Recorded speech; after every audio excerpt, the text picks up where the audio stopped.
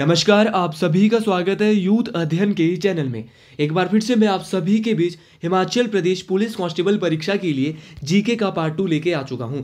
देखिए, पार्ट 2 का जो पहला क्वेश्चन है, Himachal Pradesh state electricity board was established in which year. Himachal Pradesh state electricity board की स्थापना किस वर्ष हुई। तो अगर मैं बात करता हूँ Himachal Pradesh state electricity board की, तो इसकी स्थापना हुई थी 1971 में। इसके अलावा और क्या क्या 1971 में हुआ था, तो 1971 में हिमाचल प्रदेश हाई कोर्ट की स्थापना होती है और हिमाचल प्रदेश को पूर्ण राज्य का दर्जा भी 25 जनवरी 1971 को ही मिला था।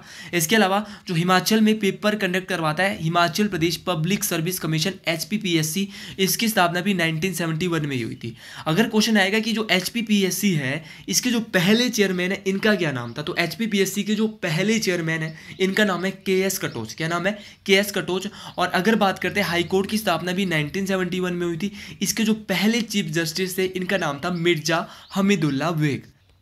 अगले क्वेश्चन की मैं बात करता हूं। हर एक क्वेश्चन मोस्ट इंपॉर्टेंट है, डिटेल से हम जो है क्वेश्चन को डिस्कस करने वाले हैं। हिमाचल प्रदेश का कौन सा विमान पतन 1989 में शुरू हुआ, तो कौन सा ऐसा विमान पतन है, कौन सा ऐसा एयरपोर्ट है जो 1989 में जो है वो शुरू हुआ था, तो इसका नाम है गग्गल। गग्गल एयरपोर्ट जो है ये कहाँ पे है, हिमाचल के किस जिले में है, तो गग्गल एयरपोर्ट जो है ये कांगड़ा में है। क्वेश्चन दूसरा बनता है, शुरू हुआ था इसका जो ये शुरू हुआ था ये 1989 में हुआ था। गग्गल एयरपोर्ट के अलावा हिमाचल प्रदेश में और भी एयरपोर्ट है, जैसे भुंतर एयरपोर्ट। भुंतर एयरपोर्ट जो है ये कहाँ पर स्थित है, तो भुंतर एयरपोर्ट की अगर मैं बात करता हूँ तो भुंतर एयरपोर्ट जो है ये कुल्लू में स्थित है। इसके अलावा जुब्बरहट्टी कहाँ पे है, तो जुब्बरहट्टी भी एक एयरपोर्ट है, ये शिमला में स्थित है। तो जुब्बरहट्टी शिमला में स्थित है। इसके अलावा अगर मैं बात करता हूँ रेलवे की, ये तो हमने तीन जो है वो क्या देखे, हिमाचल प्रदेश के 3 एयरपोर्ट देखे थे। भुंतर देखा था हमने, गग्गल देखा था और जुब्बरहट्टी देखा था। गग्गल जो है 1989 में शुरू हुआ था और ये कांगड़ा जिले में पड़ता है। भुंतर कुल्लू में है और जुब्बरहट्टी शिमला में है। रेलवे की बात करता हूँ, रेलवे में जो है सबसे पहले बात आती है कालका शिमला रेलवे लाइन। अगर मैं बात करता हूँ कालका शिमला रेलवे लाइन की, तो इसकी जो लेंथ है वो 96.5 किलोमीटर है, कहीं कहीं पे 96 किलोमीटर भी बताई गई है। इसको इनोग्रेट जो सबसे पहले किया था वो 1903 में, 1903 में जो है वो लॉर्ड कर्जन के द्वारा इसका उद्घाटन किया गया था और 1906 में बनकर ये तैयार हुई थी। अगर मैं बात करता हूँ कालका शिमला रेलवे लाइन की, तो ये इसको यूनेस्को में 2008 में डाला गया था। इसके अलावा रेलवे लाइन हिमाचल प्रदेश में एक और है जिसका नाम है जोगिंदर नगर पठानकोट रेलवे लाइन। जोगिंदर नगर पठानकोट रेलवे लाइन की जो डिस्टेंस ये कवर करती है, दूरी जो तय करती है, ये 113 किलोमीटर लंबी है। और जोगिंदर नगर पठानकोट रेलवे लाइन जो है वो 1926 में इसका कार्य शुरू हुआ था और 1929 में बनकर ये तैयार हुई थी। तो अच्छे क्वेश्चन पेपर में आने वाला है, मैं आपको बार बार बता रहा हूँ। और इसके अलावा एक क्वेश्चन और आता है, HRTC की स्थापना कब हुई। ये पुलिस में ये क्वेश्चन बहुत बार पूछा गया है। तो HRTC की जो स्थापना हुई थी वो 1974 में हिमाचल प्रदेश के अंदर हुई थी। तो हर एक क्वेश्चन मोस्ट इंपॉर्टेंट है, हर एक क्वेश्चन को आपने अच्छे से पढ़ना है। और अगला क्वेश्चन जो है, मैंने आपको रेलवे के बारे में बताया, क्वेश्चन भी आ गया। कालका Shimla railway line was inaugurated by, तो कालका शिमला रेलवे लाइन का जो उद्घाटन है ये अभी बताया किसके द्वारा किया गया था, लॉर्ड कर्जन के द्वारा किया गया था। देखिए, जब भी मैं बात करता हूँ कालका शिमला रेलवे लाइन की, तो एक नाम सामने यहाँ पे आता है, बाबा भालकूराम। बाबा भालकूराम जुनगा से ये संबंध रखते हैं, ये भी आपने याद रखना है। और इनका बहुत अधिक सहयोग रहा था कालका शिमला रेलवे लाइन में, क्योंकि दोस्तों इन्होंने अंग्रेजों की बहुत मदद की थी रास्ता दिखाने में। जब अंग्रेजों से रास्ता नहीं बन रहा था तो बाबा भालकूराम जी के द्वारा इनकी सहायता की गई थी अंग्रेजों की। मोस्ट इंपॉर्टेंट है। कालका शिमला रेलवे लाइन पे वापस आते हैं। यहाँ पे टोटल जो है वो 103 सुरंग है। कितनी सुरंग है? 103 सुरंग है, लेकिन वर्तमान में जो है वो 102 सुरंग है। ऐसा माना जाता है कि एक सुरंग टूट गई है, तो वर्तमान में जो सुरंगों की संख्या है वो 102 है, 102 है। सबसे बड़ी जो सुरंग है वो बड़ोग सुरंग है, ये भी आपने याद रखना है। बड़ोग सुरंग कालका शिमला रेलवे लाइन की सबसे बड़ी सुरंग है। और आपने ये चीज़ याद रखनी है कि बड़ोग सुरंग जो है हिमाचल प्रदेश के सोलन जिले में पड़ती है। मोस्ट इंपॉर्टेंट बात है। 2008 में यूनेस्को में डाला था कालका शिमला रेलवे लाइन को, ये भी आपने याद रखना है, मोस्ट इंपॉर्टेंट बात। अगले क्वेश्चन की बात करता हूँ और यही क्वेश्चन जो है अक्सर हिमाचल की परीक्षाओं में हजारों बार पूछा जा चुका है। Which was earlier known as viceregal lodge, किसे पहले वॉइस रीगल लॉज के नाम से जाना जाता था। तो वॉइस रीगल लॉज की अगर मैं बात करता हूँ तो वॉइस रीगल लॉज के नाम से Indian institute of advance study, अगर आप शिमला में रहते हैं तो Indian institute of advance study आप जरूर गए होंगे। तो एडवांस स्टडी जो है ये शिमला में है। और शिमला में कहाँ पे, तो शिमला के समर हिल में ये स्थित है एडवांस स्टडीज़, जहाँ पे जो है ये अंग्रेज़ों के द्वारा बनाया गया था। इसका नाम वॉइस रीगल लॉज था। 1960 तक जो है वो इसको राष्ट्रपति भवन भी कहा जाता था। इसका जो कार्य शुरू हुआ था एडवांस स्टडी का, ये 1884 से वॉइस रीगल लॉज का 1888 तक, तो 1884 से 1888 तक इसका कार्य शुरू हुआ था। ये भी आपने याद रखना है किसके द्वारा इसको डिजाइन किया गया था, एडवांस स्टडी शिमला को। तो इसको जो वॉइस रीगल लॉज को जो एडवांस्ड स्टडीज जिसको हम कहते हैं, इसको जो डिजाइन किया था ये हेनरी इरविन, क्या नाम था इनका, हेनरी इरविन के द्वारा इसको डिजाइन किया गया था। मोस्ट इंपॉर्टेंट क्वेश्चन है, तो हर एक क्वेश्चन मोस्ट इंपॉर्टेंट है। अरनी विश्वविद्यालय हिमाचल प्रदेश के किस स्थान पर स्थित है। अरनी यूनिवर्सिटी की बहुत टाइम से हमने बात नहीं की है और अक्सर हम जो है वो हर एक क्वेश्चन की बात करते हैं। तो अरनी विश्वविद्यालय की जब मैं बात करता हूँ तो ये इंदौरा में, वैसे तो जो है एक जगह का नाम है जहाँ पर ये एग्जैक्ट है, काठगढ़ नामक जगह है जहाँ पे अरनी विश्वविद्यालय है, लेकिन इंदौरा भी इसके आसपास है। और इंदौरा जो है वो कहाँ पे पड़ता है, तो इंदौरा की अगर मैं बात करता हूँ तो इंदौरा कांगड़ा में, और यहाँ पे एक विश्वविद्यालय है जिसका नाम है अरनी यूनिवर्सिटी, अरनी विश्वविद्यालय। इसके अलावा कुछ हिमाचल प्रदेश की और भी इंपॉर्टेंट यूनिवर्सिटी है जो पेपर में पूछी जाती है, सारी तो नहीं बता पाऊंगा लेकिन कुछ मैं यहाँ पे बताने की कोशिश करूँगा। जो यहाँ पे ऑप्शन दिया है वो तो मैं हर एक यूनिवर्सिटी आपको बताने की कोशिश करूँगा। जब आप शिमला जाते हैं तो एक रास्ते में आती है बाहरा यूनिवर्सिटी। बाहरा यूनिवर्सिटी जो है ये सोलन में स्थित है, सोलन के वाखना घाट में स्थित है, मोस्ट इंपॉर्टेंट है। Career point university Himachal Pradesh में कहाँ स्थित है, तो करियर पॉइंट यूनिवर्सिटी जो है ये शिमला में स्थित है।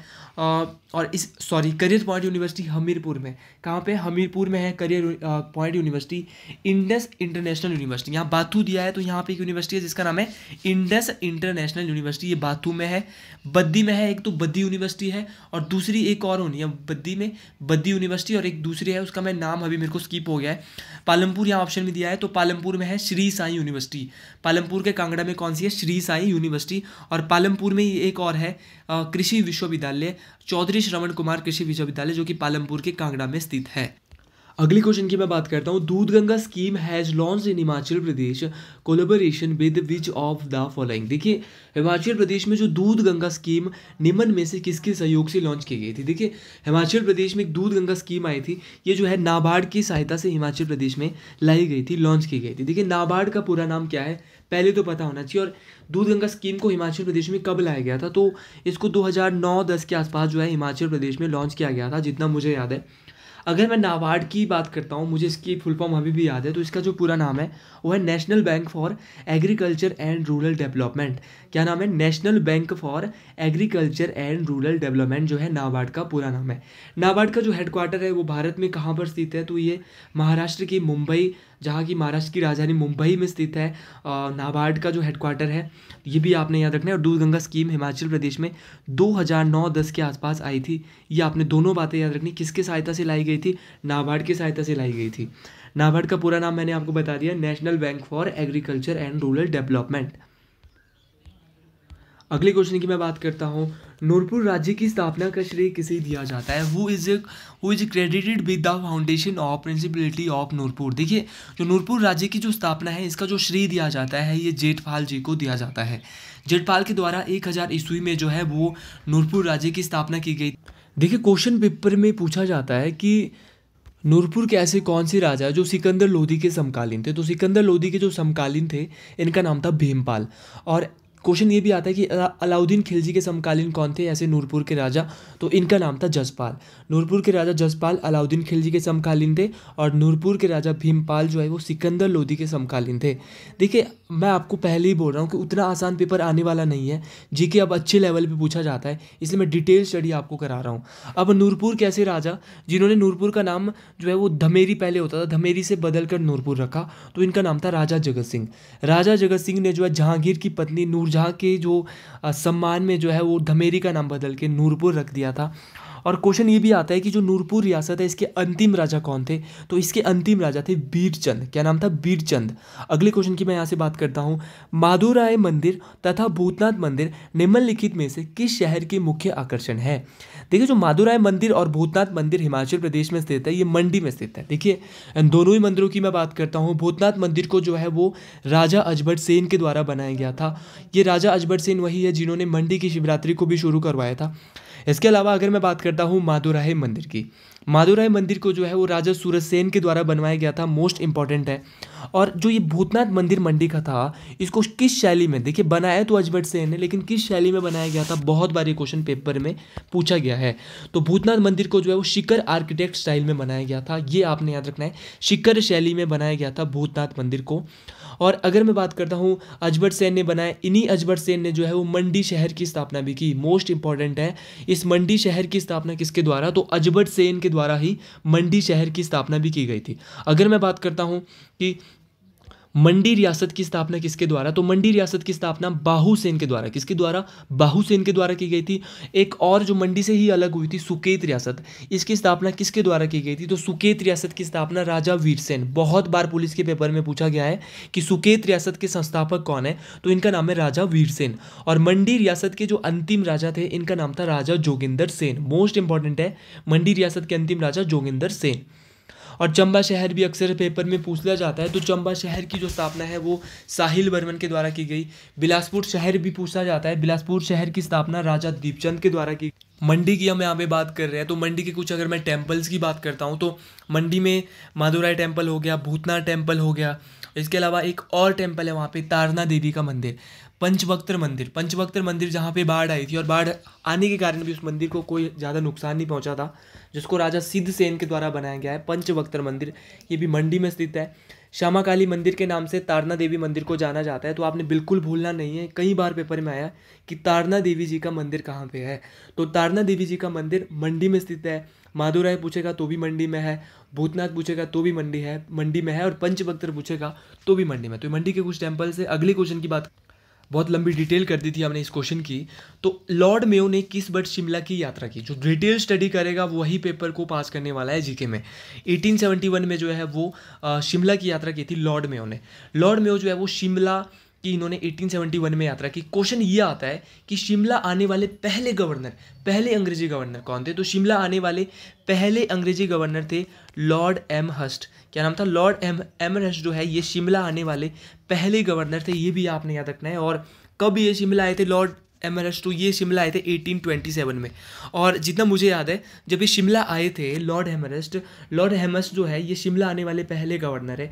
जब ये शिमला आए थे तो शिमला के कैनेडी हाउस, कहाँ पे ठहरे थे भैया, कैनेडी हाउस में ये ठहरे थे शिमला में। इसके अलावा महात्मा गांधी शिमला कब आए, बहुत बार ये क्वेश्चन पेपर में पूछा जाता है। तो महात्मा गांधी जो है शिमला आए थे 11 मई 1921, याद रखना है, एग्जैक्ट डेट कई बार पेपर में पूछ ली जाती है। 11 मई 1921 को जो महात्मा गांधी है वो शिमला आए थे। महात्मा गांधी के साथ कौन कौन शिमला आया था, क्वेश्चन ऐसे भी पूछ ले जाते हैं। तो महात्मा गांधी के साथ लाला लाजपत राय, मदन मोहन मालवीय और इनकी पत्नी कस्तूरबा गांधी। कौन कौन आए थे, लाला लाजपत राय आए थे, मदन मोहन मालवीय आए थे, और इनकी पत्नी कस्तूरबा गांधी जो है गांधी जी के साथ शिमला आए थे। और जब ये शिमला आए थे तो कहाँ पे ठहरे थे, तो ये शांति कुटीर पे ठहरे थे, ये भी आपने याद रखना है, मोस्ट इंपॉर्टेंट है। इसके अलावा बात वापस करता हूँ मैं लॉर्ड मेयो की। लॉर्ड मेयो का जो कार्यकाल जो एग्जैक्टली रहता है वो 1969 से 1972 के आसपास रहता है। जनगणना की शुरुआत सर्वप्रथम जो है वो इनके द्वारा ही करवाई गई थी। लेकिन जो नियमित जनगणना हुई थी, देखिए जनगणना की शुरुआत तो मेयो जी ने करवाई थी 71-72 के आसपास, लेकिन जो नियमित जनगणना है वो लॉर्ड रिपन, किसके द्वारा, लॉर्ड रिपन। ये लॉर्ड वही रिपन है। अगर मैं लॉर्ड रिपन की बात करता हूँ, अगर आप टीजीटी आर्ट्स से बीएड कर रहे हो, टेट की परीक्षा की तैयारी कर रहे हो, तो ये क्वेश्चन आपके लिए सारे के सारे मोस्ट इंपॉर्टेंट है। नियमित रूप से जो जनगणना की शुरुआत करवाई थी ये लॉर्ड रिपन के द्वारा, जिनको father of local self government के नाम से भी जाना जाता है। अगले क्वेश्चन की बात करते हैं। और नियमित जो जनगणना होती है ना यार, ये 10 साल बाद आती है। अगले क्वेश्चन की बात करते हैं, who was the first chairman of Himachal administrative tribunal. Himachal Pradesh प्रशासनिक अधिकरण के प्रथम अध्यक्ष कौन थे। देखिए जो हिमाचल प्रदेश प्रशासनिक अधिकरण थे, इसके जो प्रथम अध्यक्ष थे, इनका क्या नाम था, मोस्ट इंपॉर्टेंट ये क्वेश्चन बन जाता है। लेकिन उससे पहले हमने एक क्वेश्चन छोड़ दिया है, इसको भी डिस्कस कर लेते हैं। Himalayan hill state regional council was formed in which year. Himalaya पर्वतीय राज्य प्रादेशिक परिषद की रचना कौन से वर्ष हुई थी, तो ये भाई 1946 में जो Himalayan hill state regional council की जो है ये फॉर्म्ड हुआ था 1946 में। इसका जो हेड क्वार्टर था Himalayan hill state regional council का, वो शिमला में था। देखिए अगर मैं बात करता हूँ हिमालयन रियासती प्रजामंडल, बहुत बार ये क्वेश्चन पेपर में आया है, तो हिमालयन रियासती प्रजामंडल अलग है और Himalayan hill state regional council अलग है। हिमालयन रियासती प्रजामंडल की स्थापना होती है 1939 में। देखिए 1939 में और क्या क्या हुआ। 1939 में सिरमौर प्रजामंडल की स्थापना हुई, कुनियार प्रजामंडल की स्थापना 1939 में हुई, धामी गोलीकांड 1939 में ही हुआ, 16 जुलाई 1939 को ही धामी गोलीकांड हुआ था। इसके अलावा एक और क्वेश्चन पेपर में पूछा जाता है चंबा सेवक संघ। चंबा सेवक संघ की स्थापना हुई थी 1936। तो इस क्वेश्चन को हमने देख लिया। अब अपने क्वेश्चन पे दूसरे वाले जिसको हम पढ़ रहे थे कि हिमाचल प्रशासनिक अधिकरण के प्रथम अध्यक्ष कौन है, who was the first chairman of Himachal Pradesh administrative tribunal. ये क्वेश्चन मैंने बहुत बार डिस्कस करवा रखा है अपने जीके सीरीज। तो इनका नाम था जस्टिस हीरा सिंह ठाकुर। देखिए जस्टिस हीरा सिंह ठाकुर जो है हिमाचल प्रदेश प्रशासनिक अधिकरण के प्रथम अध्यक्ष थे। अगर मैं बात करता हूँ हिमाचल प्रदेश के पहले चीफ कमिश्नर कौन है, तो हिमाचल प्रदेश के जो पहले चीफ कमिश्नर है इनका नाम है एनसी मेहता।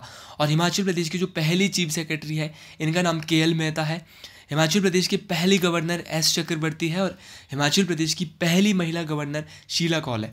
ऐसे क्वेश्चन अक्सर पेपर में पूछे जाते हैं। और हिमाचल प्रदेश के जो पहले चीफ जस्टिस है, इसी सीरीज में मैं आपको इसी वीडियो में बता चुका हूँ, पहले चीफ जस्टिस हाई कोर्ट के हिमाचल प्रदेश के, तो इनका नाम है मिर्जा हमीदुल्ला बेग। हिमाचल प्रदेश जो सुप्रीम कोर्ट है, सुप्रीम कोर्ट में हिमाचल प्रदेश से एकमात्र मुख्य न्यायाधीश कौन रहे हैं, तो इनका नाम है मेहर चंद महाजन। मेहर चंद महाजन जी जो है कांगड़ा से है और इन्हीं के नाम से कांगड़ा में जो है मेहर चंद महाजन कॉलेज भी है। एक कॉलेज और है जो बहुत बार पेपर में पूछ लिया जाता है, बाबा बालकनाथ कॉलेज, जो कि चकमो हमीरपुर में स्थित है। ये भी आपने याद रखना है, हमीरपुर में स्थित है बाबा बालकनाथ कॉलेज। हमीरपुर में एग्जैक्टली अगर पूछा जाएगा तो चकमो में स्थित है। अगले क्वेश्चन पे जो है हम अब जाते हैं। न्योगल पनबिजली परियोजना हिमाचल प्रदेश की कौन सी नदी पर स्थित है। देखिए जो न्योगल पनबिजली परियोजना है ये हिमाचल प्रदेश की ब्यास नदी पर बनी है। देखिए न्योगल हाइड्रो इलेक्ट्रिक प्रोजेक्ट है और न्योगल एक नदी भी है। न्योगल नदी ब्यास की सहायक है। ब्यास की और कौन कौन सी सहायक है, देखिए न्योगल ब्यास की सहायक नदी है, मानुनी ब्यास की सहायक है, गज सहायक है, हाडला सहायक है, बिनुआ सहायक है, मानुनी सहायक नदी है। ये सारी की सारी, एक बार फिर से बोलता हूँ, न्योगल, मानुनी, हारला, विनवा और मानुनी। और ये न्योगल जो है वो कांगड़ा में बहती है। ब्यास नदी का वैदिक नाम की अगर मैं बात करता हूँ तो ब्यास नदी का वैदिक नाम है अर्जिकिया। हिमाचल प्रदेश में कुल 5 नदियाँ बहती है। हिमाचल प्रदेश से 5 में से 3 नदियों का उद्गम होता है, जबकि 2 नदियाँ हिमाचल के बाहर से आती है। कौन कौन सी, यमुना और सतलुज। यमुना और सतलुज हिमाचल के बाहर से आती है। सतलुज तिब्बत के मानसरोवर झील के राकेश ताल से आती है और किन्नौर के शिप की दर्रे से एंटर करती है। और अगर मैं बात करता हूँ यमुना की, तो यमुना नदी उत्तराखंड के बंदरपुर चोटी से आती है, कालिंद पर्वत से, और हिमाचल प्रदेश में खोदर मांजरी नामक स्थान पे एंटर करती है। तो दोनों बातें आपने याद रखनी है, मोस्ट इंपॉर्टेंट है। बाकी सारी नदियाँ हिमाचल प्रदेश से ही बहती है और यहीं से आती है और यहीं से आगे चले जाती है। अगला क्वेश्चन है, temperate forest research institute is located in at which place of Himachal Pradesh. शीतोष्ण वन अनुसंधान हिमाचल प्रदेश की किस जगह पर स्थित है। तो अगर मैं बात करता हूँ शीतोष्ण वन अनुसंधान की, तो ये शिमला में स्थित है। देखिए शीतोष्ण वन अनुसंधान शिमला में स्थित है। कसोली ऑप्शन में दिया है, कसोली में क्या है, तो कसोली में जो है वो CRI है। देखिए central research institute, central research institute जो है वो कसोली सोलन में स्थित है। इसके अलावा पालमपुर दिया है, पालमपुर में CSIR है, council of scientific and industrial research. फिर से मैं इसको याद करता हूँ, council of scientific and industrial research, institute of Himalayan bio research technology. तो ये इसका पूरा नाम है, आपने ये 2-3 बार सुन लेना है तभी ये याद होगा। ये पालमपुर में स्थित है, मोस्ट इंपॉर्टेंट। अगले क्वेश्चन की बात करते हैं, निम्नलिखित में से कौन सा राज्य हिमाचल प्रदेश के उत्तर में स्थित है। देखिए हिमाचल प्रदेश की अगर मैं बात करता हूँ, ये हिमाचल है और थोड़ा सा मैं यहाँ पे ऐसी मैप बना रहा हूँ हिमाचल प्रदेश का। तो हिमाचल प्रदेश के जो उत्तर में स्थित है ना यार, वो है, अब तो ये नहीं रहा, पहले ये राज्य होता था। तो क्वेश्चन पेपर ये पुराना है PPT, तो ये J&K नहीं है। अब J&K और लद्दाख दोनों जो है वो क्या है, हिमाचल प्रदेश के उत्तर में, आपने याद रखना है। J&K और लद्दाख हिमाचल प्रदेश के दोनों उत्तर में है। क्वेश्चन यहाँ पे ऑप्शन में तो भैया उत्तराखंड भी दिया है। उत्तराखंड हिमाचल प्रदेश के साउथ ईस्ट में है, दक्षिण पूर्व में है। याद रखना है उत्तराखंड जो है यहाँ पे है, सिरमौर के साथ ही अटैच होता है, तो ये है दक्षिण पूर्व में है। और जो तिब्बत है वो पूर्व दिशा में है पूरा का पूरा। और जो हमारा पंजाब ऑप्शन में दिया है, पंजाब हमारे वेस्ट में है, पश्चिम दिशा में है पंजाब। तो सारी बातें आपने याद रखनी है। लॉन्गिट्यूड और लैटिट्यूड जान लेते हैं, अक्षांश और देशांतर। हिमाचल प्रदेश का जो लैटिट्यूड है, अक्षांश जो है वो 30 डिग्री 22 मिनट से, याद रखना है, मोस्ट इंपॉर्टेंट है। कितना है भैया, 30 डिग्री 22 मिनट से 33 डिग्री 12, कितना है, 30 डिग्री 22 मिनट से 33 डिग्री 12 अक्षांश नॉर्थ में, उत्तरी अक्षांश में जो है हिमाचल स्थित है। और लॉन्गिट्यूड जो है वो कितना है, लॉन्गिट्यूड जो है वो है 75 डिग्री 47 मिनट से 79 डिग्री, बहुत बारी क्वेश्चन आता है, इसको मजाक में नहीं लेना है। 79 डिग्री 4 मिनट, तो ये सारे क्वेश्चन आपने याद रखना है, मोस्ट इंपॉर्टेंट है। लॉन्गिट्यूड याद रखेंगे, लैटिट्यूड याद रखेंगे, 30 से 33 और 75 से 79, तो दोनों बातें याद रखेंगे, बहुत इंपॉर्टेंट है। क्षेत्रफल की दृष्टि से हिमाचल प्रदेश का देश में कौन सा स्थान है? तो अब जो है वो पहले 18वां था, लेकिन आज के डेट में कितना स्थान है? 17वां स्थान है। आप गूगल पे जाके सर्च मार सकते हो। हिमाचल प्रदेश का 17वां स्थान है। 55,673 स्क्वायर किलोमीटर जो हिमाचल प्रदेश का एरिया है। और एरिया वाइज की मैं बात करता हूँ तो 17th नंबर आता है हिमाचल प्रदेश का पूरे भारत में। पौंग बांध किस नदी पे बना है? तो पौंग बांध जो है ये जो है वो कांगड़ा में स्थित है। ये किस नदी पे बना है भैया? तो ये ब्यास नदी पे बना है। देखिए, पौंग बांध का एक अन्य नाम है जो मुझे अक्सर याद आता है, तो इसका नाम है महाराणा प्रताप सागर बांध। महाराणा प्रताप सागर बांध जो है ये, इसको पौंग बांध के नाम से भी जाना जाता है, और ये 1960 के आसपास बना था। इसके साथ साथ अगर मैं बात करता हूँ पंडोह झील जो है वो मंडी में है, ये भी ब्यास नदी पे ही बनी है। इसके अलावा एक और है गोविंद सागर झील जो है ये बिलासपुर में है, और गोविंद सागर झील जो है हिमाचल प्रदेश की सतलुज नदी पे बनी है, और हिमाचल प्रदेश की सबसे बड़ी आर्टिफिशियल लेक है, सबसे बड़ी कृत्रिम लेक है। सबसे बड़ी जो नेचुरल लेक है, सबसे बड़ी जो प्राकृतिक जिसको हम कहेंगे वो है रेणुका झील सिरमौर में स्थित है, और सबसे बड़ी प्राकृतिक नेचुरल लेक है। सुकेती झील कहाँ पे? सुकेती झील भी सिरमौर में स्थित है। इसके अलावा हिमाचल प्रदेश की कुछ और झीलों की बात करते हैं, क्योंकि इंपॉर्टेंट झीलें यहाँ पे चल रही है तो बात कर ही लेते हैं। तो जैसे कि अगर मैं बात करता हूँ चंबा की कुछ झीलें, जैसे घड़ासरू झील, महाकाली झील, ये कहाँ पे है? चंबा में। घड़ासरू और महाकाली चंबा में है, खजियार भी चंबा में है। इसके अलावा मंडी की बात करता हूँ तो मंडी में है कुंतव्योग झील, सुक्सर झील और कलासर झील, ये सारी की सारी कहाँ पे? मंडी में। और कुमारवा झील, ये भी कहाँ पे? मंडी में। नाकू झील और सोरंग झील ये किन्नौर में है। तानूजुबल झील, गढ़कुफर झील, कराली झील और चंद्रनाहन झील ये कहाँ पे? ये शिमला में स्थित है। और सूरज ताल और चंद्रताल और दीपक ताल और यूनामसो झील ये सारी की सारी लाहौल स्पीति में है। आज का अंतिम क्वेश्चन, नवाला उत्सव किसके द्वारा मनाया जाता है? तो नवाला उत्सव जो मनाया जाता है ये भैया गद्दियों के द्वारा, गद्दीज के द्वारा मनाया जाता है। नवाला द्वारा जो है, अब ये किसको समर्पित है? तो भगवान शिव को समर्पित है नवाला का जो ये उत्सव है। और अगर मैं बात करता हूँ गद्दियों की, तो गद्दियों के कुछ मैरिज के टाइप की बात कर लेता हूँ सबसे पहले। तो गद्दियों के कुछ मैरिज के टाइप है, जैसे झंझारा इनका एक मैरिज का टाइप है, घर जवंतरी इनका एक मैरिज का टाइप है, बट्टा सट्टा जो है इनका एक मैरिज का टाइप है, दान पून इनका एक मैरिज का टाइप है। ये हम एलाइड की जब हम तैयारी करते हैं तो वहाँ पे हम जो है बलोकरा बुक हम जब खोलते हैं या फिर जोगटा बुक हम देखते हैं तो उसमें भी है ये सारी चीज़ें दी गई है। तो वहाँ पे हम देखते हैं ये मैक्सिमम चीज़ें जो है हम बलोकरा सीरीज़ में भी देखते हैं कि इनके जो मैरिज के टाइप झंझारा, घर जवंतरी, बट्टा सट्टा, दान पून, इसलिए हम यहाँ भी बता देते हैं जितनी नॉलेज हमें है। और गद्दियों की अगर मैं बात करता हूँ तो गद्दी जो है अक्सर कांगड़ा और चंबा दोनों ही जिलों में रहते हैं, ज़्यादातर तो चंबा में रहते हैं। इनकी कुछ ड्रेस भी है यार, तो इनकी जो ड्रेस है वो है जैसे चोला, डोरा, चादरू, ये इनकी ड्रेस है। तो आज के लिए इतना ही। तो आज मैं एचपी जीके के क्वेश्चन ही आपके बीच लाया था पार्ट 2 में। तो बहुत जल्द मिलते हैं आपके बीच पार्ट 3 लेके। आप जो है इस वीडियो को अधिक से अधिक लोगों तक शेयर करें, ये बहुत इंपॉर्टेंट और बहुत हेल्पफुल क्वेश्चन है। आप इनको इंटरेस्ट से पढ़े, आपको बहुत काम आने वाला है जब आपका पुलिस का रिटर्न होगा। मोस्ट इंपॉर्टेंट क्वेश्चन ये रहने वाला है। कमेंट बॉक्स में जरूर आप हर हर महादेव का कमेंट कर सकते हैं, क्योंकि महादेव की कृपा ही है जो आपको आगे पहुंचा सकती है। तो आज के लिए इतना ही। जय हिंद, जय हिमाचल प्रदेश, हर हर महादेव।